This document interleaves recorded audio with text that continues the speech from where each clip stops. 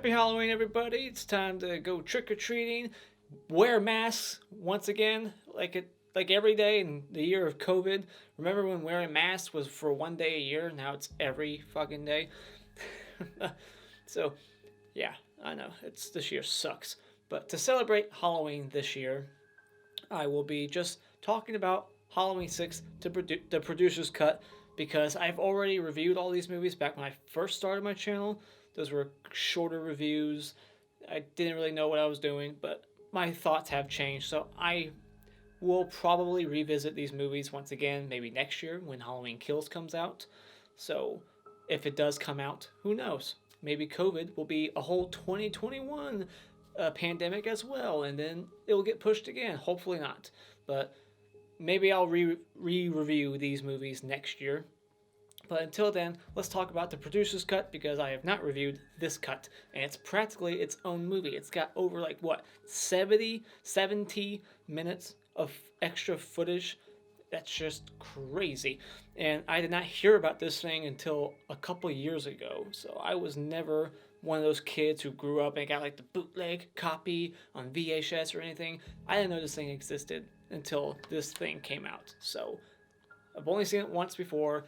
This was my second viewing, and this isn't going to be a typical review where I go over all the things I liked and all the things I don't like, stuff like that. I'm just going to point out all the things that I noticed that were different and give my opinions on those things, whether I like them or not, all the changes. So let's get into the movie. So spoiler discussion, the whole thing. So let's get into Halloween 666. I think even the opening title card is different in this one. I think it has the thorn symbol in it. I thought that was different. So correct me if I'm wrong. These are the things that I thought were different. So I like that this movie opens up with Myers escaping from at the end of part 5. We actually get to see they reshot it. Obviously, it's a whole new mask, which I like the mask. That would be a huge positive. And I'm sure it was a positive in my other review. The mask, great. I think John Carl Biegler had the task of making this mask, I believe, and what a great mask this is. One of the top 5. So I like that we actually get to see him getting carted off, by the cult people in the back of the van. Jamie Lloyd is right there, and she gets taken away. So I like that. I like that we actually got to see that happen. And this time around, instead of Paul Rudd doing the narration in the theatrical, in this version, we got Dr. Loomis doing the narration. And then we see Myers is being freed from the cell, he's being let out of the cage, he's a lion, all right, or a dog, go fetch some victims. When Jamie is escaping, we see the shot of the cell door opening and Michael, we think it's Michael, we just see the feet, but it's this is letting you know early on, oh, so he's their attack dog. He's not free, and he's a puppet, basically. But then, at the end of the theatrical cut, he gets those strings cut, and he's loose, killing all the doctors. None of that's here, which is a big negative. I don't like that, and I don't like seeing Michael being let out of a cage. I thought that was dumb. And the music overall, throughout the whole movie, is completely different. You don't have the guitar sounds and the drums. It's not as, wild sounding and very 90s too at times. It's not all those 90s soundtracks are taken out. All the jump scare noises taken out. Awesome. Love that. If you've seen enough of my reviews, I hate jump scares. The noises or cat scares, fucking despise them. So yeah. And then I like that we get extra moments here and there, especially an extra moment between Kara and her son in the bedroom when he's waking up from nightmares. And I don't like this producer's cut when it comes to the kills either. I like the added gore, the added carnage in the theatrical. The brutality of Myers is much more amplified in that one. The gore is way more extreme. Even this beginning kill here is the simple neck snap in the theatrical. It gets twisted like Axel in Friday the 13th Part 4. And you get to see the spine. Or it just gets twisted so far. The skin rips. It's awesome. And this one, it's oh, dead. So it's just meh, that's lame. I guess they were just going for the more, tone of the first one. where the kills weren't so bloody. So maybe that's what they were aiming for with this cut. And I get it, but you're 6 movies in, you're supposed to keep dialing it up more and more and more as you go on. The nudity, the gore, everything's supposed to be just quicker and badder. That's what sequels are supposed to do, right? The first ones are usually more reserved. This one should be packing it on like the theatrical. So I'm not a fan of all these alternate kills. Some of them are still the same, but that one especially, that one and Bradford English, who I just saw in Basic Instinct. Saw that movie a couple days ago, and I still haven't lost my boner since watching it. Sharon Stone, whew, amazing. But yeah, Bradford English, his head doesn't explode when he gets electrocuted, so that sucks. I mean, he's the character you want to see die. He deserves the best death, but instead he gets electrocuted, and in both cuts, it doesn't explain how Michael Myers isn't getting electrocuted when he's doing that. Like, it would transfer into him. I can buy him not dying, but it doesn't look like he's being electrocuted at all. Like, I get he's supernatural and whatnot, but he's not, like, affected by it. Not in the slightest. And there's, like, music cues from Part 2 borrowed in here. Like, all the cues that you would hear in Part 2 when Michael would, like, pop up, that sound. And another thing that's completely different here that I do not like is, I don't like it in both versions, but at least in the theatrical version, it's much more, like I said, gruesome, is Jamie Lloyd's death. In this one, she gets stabbed and left for dead, which is mean-spirited, but it's still lame when it comes to Carnage Candy. She gets shot in the head simply later on, and it just feels so dumb. Like, she just lives here to die now? Like, just kill her here. Like, if she's not going to do anything else for the plot or story and have any spoken dialogue after that stabbing, why keep her around? It didn't do anything. It brought Loomis to the hospital to meet Paul Rudd's character, Tommy Doyle. And I think in the theatrical, it made less sense because it's like Paul Rudd goes to the hospital with the baby and, oh, there's Loomis. Why is he there? I don't know. Maybe he was there to meet Wynn, but it makes more sense now. He was there to see Jamie Lloyd, so I get it, but still. I like the other version where he pushes her down the corn thresher and turns it on and starts chewing up her insides. Brutal. Mean-spirited for such a great character, so it's like, I hate that you're doing this to such a great character, but I love the brutality and the creativeness of it. Such a great kill. Wrong character. That should have been Bradford English getting that kill. The dad named John after John Carpenter. And even the wife was named Deborah after Deborah Carpenter or Deborah Hill. So, then what else is different? This one has extra like stalking scenes at like the college, which felt reminiscent of Part 1. This one really had... This cut feels a lot like the first movie when it comes to like the stalking and the atmosphere, the score. And the atmosphere in the theatrical is still great too. Like, love the atmosphere overall in this film. It's very dark. It feels the most like Halloween night, especially when you got like Tommy Doyle walking through that festival in like slow motion. You got like the narration from the creepy girl next door telling the story, Miss Blankenship, which she's in both cuts, and she talks about how she was a babysitter that night, which kind of bends, the continuity, or breaks it really. It breaks the continuity of the first one where it was just the sister who was babysitting. So it's like, she was not babysitting, but whatever. They're just changing the lore now of Michael Myers' history and what happened on that night. So another thing that's different here, and it's just a couple extra seconds that I have no idea why it was taken out in the first place. And that is Loomis explaining the skin graft thing. Like, he has scars in 4, scars in 5, and now in 6, they're just gone. That's not how aging works. When you get older, it's not like burns just go away.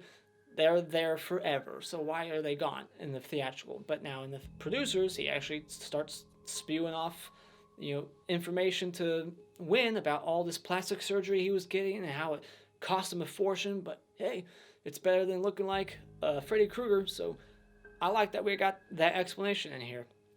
And another little thing, I don't know why they took it out, was the explanation for why Michael Myers was in Barry Sims' van.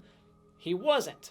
Barry Sims was in his van. He snuck into Michael's van and then called him pussy on the phone and then got his dick stabbed. It looked like he got stabbed right in the crotch area. Even when you see his body up in the trees, looks like he got stabbed towards the dick area, which he deserved because he's a perv. Like he's on stage talking about, oh, I bet she wears crotchless panties and barks like a dog. Like he's a character you want to see die. He's Harvey Weinstein in this movie.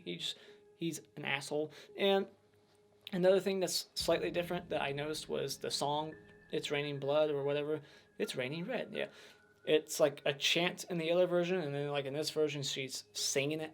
So I'm not sure why they changed that. So maybe it was like a different take. So that's why they chose a different take.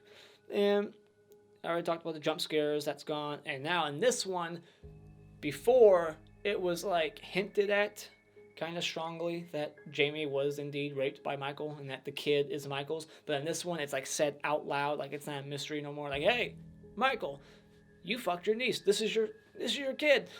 So it's like, oh, there goes that mystery. Yep, he fucked her. We even get to see like the flashback, Michael walking up to Jamie, and she's like, don't hurt me, Michael.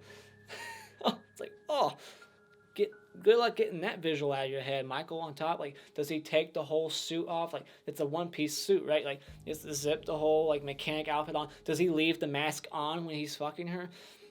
Or does he take it off and start, doing other things? We even get, like, a little added moment. It's not worth mentioning, but I wrote it down. It's, she's not my daughter anymore. So it just makes his character even more unlikable. He's disowning his daughter. Like, she's not mine no more because she went and had that bastard child. And he calls that kid a bastard right in front of his face. And we even get to see like Michael Myers outside the window in that scene with the mask on and the broad daylight. You even get a good look at his eye underneath the mask. Like, it's a good shot of Michael. There's a lot more like demon voices that we hear being said in like Danny's head, like they're talking to him, kill for me, stuff like that. There's a lot more of it. And so then the whole third act is what really changes. From the moment that Kara jumps out the window, this is all different. She's not in the cell no more where Tommy has to go like break it open with the fire extinguisher. Tommy instead has to free her from the cult. They're all like gathered around. She's on the same thing that Jamie was on earlier.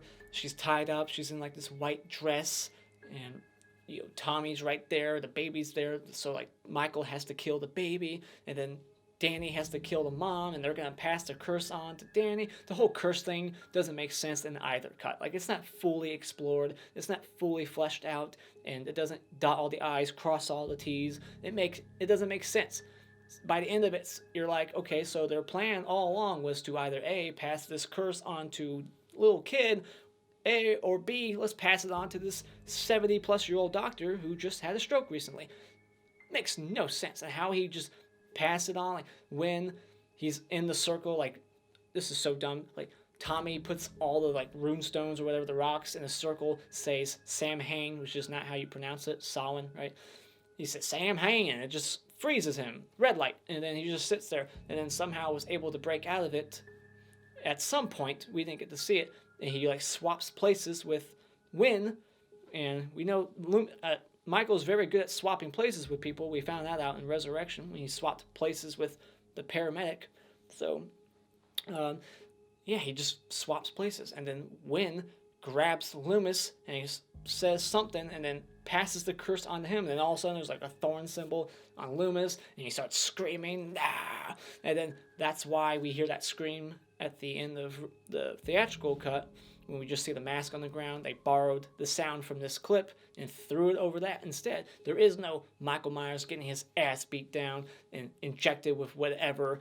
None of that stuff. There is no like lab massacre and then alternate Myers playing him in that scene. I know I didn't say it in my ranking the Myers video. I've gotten shit for it because I said I acted like George P. Wilbur was the actor the whole time. I know it wasn't Michael. It wasn't George in the third act. It was Michael A. Lerner. I get it. Shut up.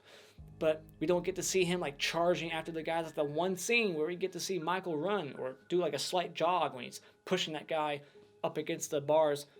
None of that's here. And that sucks. We just get very simple, Sam Hain, he's frozen. And then they walk out. Not really much of a confrontation there. They just run out. Like, give me the baby. I swear, I'll shoot this motherfucker. And then they walk out, and that's it.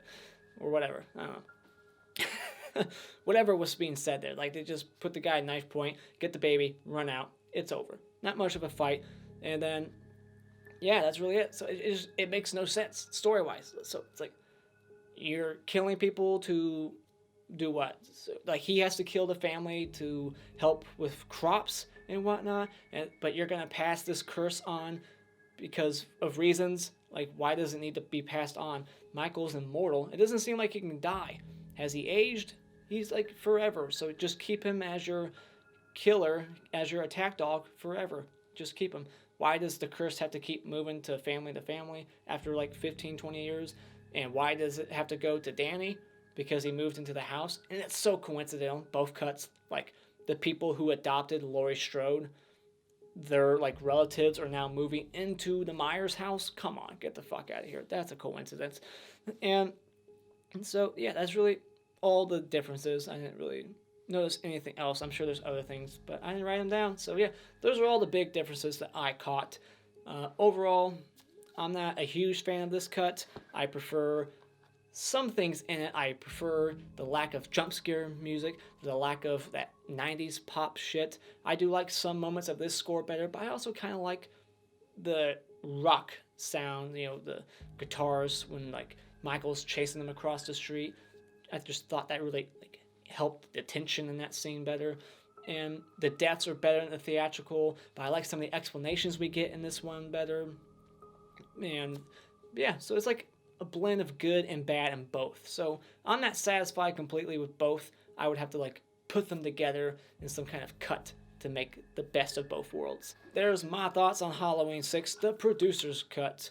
Let me know what you thought about it in the comments below. Do you prefer this cut as a whole better than the theatrical, or do you prefer, you know, the theatrical over this? But anyways, thank you so much for joining me tonight. If you like what you've seen here, you can hit this like button and become a subscriber today just by clicking on my cartoon face in about 5 seconds. And until next time, auf Wiedersehen.